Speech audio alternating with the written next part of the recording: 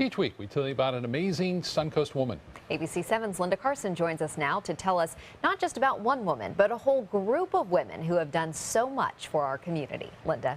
We are so proud of the South Florida Museum, but the nationally acclaimed museum, planetarium, and aquarium didn't just spring into being. It represents the love, dedication, and tireless labor of a group of Manatee County women.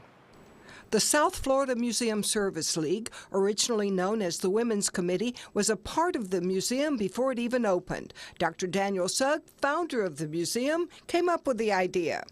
He had a shell of a building to fill.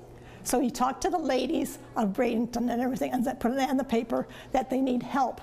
100 ladies showed up in their skirts, in their high heels. They organized the Women's Committee in 1966, and the ladies ran the place when it opened in 1967. They had to have greeters, they had to have hostesses, they had to have docents, they had to have people to do dioramas, they had to have people that typists, everything.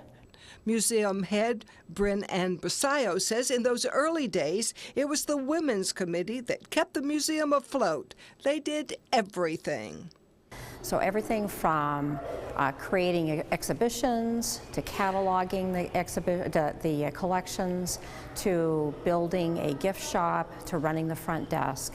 The Service League did it all. There were few paid employees through the 1970s. Still, the museum grew. Then the Women's Committee started a book shop and then became a gift shop, and they had to have that going for 8 hours every day. They even made much of the merchandise for the shop themselves, and they were the power behind the fundraising.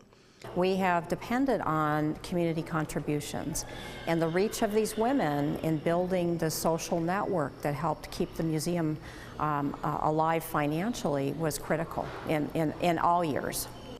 By the 1980s, the museum could afford paid employees, and membership in the Women's Committee dwindled. In 1993, they changed the name to the Service League to attract male members, but membership still declined. And now, after 50 years, the Service League is disbanding.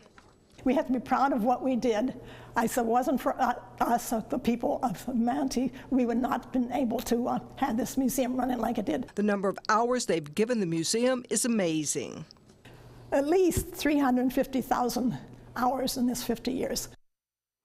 And along with the volunteer hours, these ladies have raised over $180,000 in cash for the museum.